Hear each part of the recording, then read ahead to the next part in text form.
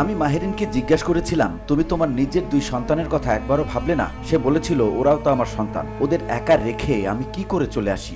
অনেক মায়ের সন্তানকে বাঁচিয়ে চলে গেলেন মাহেরিন। ঘরে রইল তার মা হারা 2 সন্তান। নিহত শিক্ষিকা মাহেরিন চৌধুরীর স্বামী মনসুর হেলাল এক বুক কষ্ট নিয়ে এ কথাগুলোই বলছিলেন। ভাই মুনাফ চৌধুরী জানান, ওখানে যারা ছিলেন তারা আমাদের বলেছেন মাহেরিন ইচ্ছা করলে বের হতে পারতেন, কিন্তু হননি। উনি বাচ্চাদের আগে বের করার চেষ্টা করেন।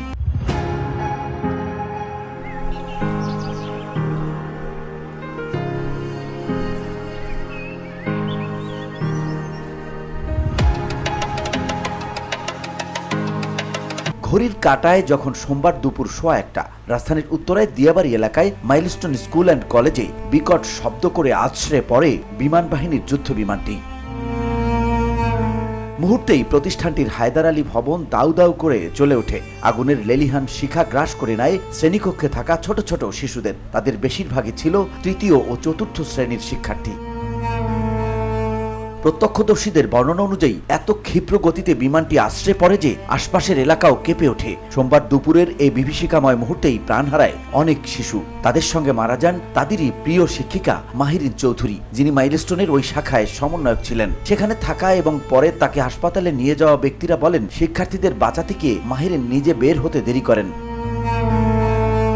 ভাই মুনাফ জানান, তার বোনের মনের জোর ছিল অনেক। ঘটনার বর্ণনা দিয়ে তিনি বলেন, ঘটনার কিছুক্ষণ পর ঠিক কে যেন ফোনে কল করেছিল, বলতে পারবো না। ফোনে আমাদের পরিবারের একজনকে বলল ওনার অবস্থা গুরুতর, ওখানে হাসপাতালে নিয়ে যাওয়া হচ্ছে, আমাদের সেখানে যেতে বলেন। কল পাওয়ার পরেই আত্মীয় স্বজনদের সঙ্গে যোগাযোগ করে সবাইকে নিয়ে হাসপাতালে যান মুনাফ। তিনি বলেন, জাতীয় বার্ন ও প্লাস্টিক সার্জারি ইনস্টিটিউটে তারা যাওয়ার পরও জীবিত ছিলেন তার বোন, কথাও বলছিলেন, তবে তার অবস্থা খুবই খারাপ ছিল।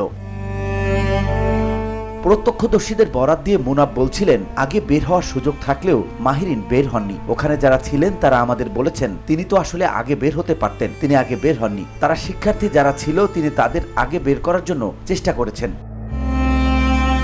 তিনি বলেন, এতে যেটা হয়েছে, তিনি এত বেশি ধোঁয়া আর আগুনে আচ্ছন্ন হয়ে গিয়েছিলেন যে তার শ্বাসনালী পুরোপুরি পুড়ে গিয়েছিল। পরে আইসিইউতে নেয়ার পর নিশ্চিত হতে পারি যে তার শ্বাসনালী পুড়ে গেছে।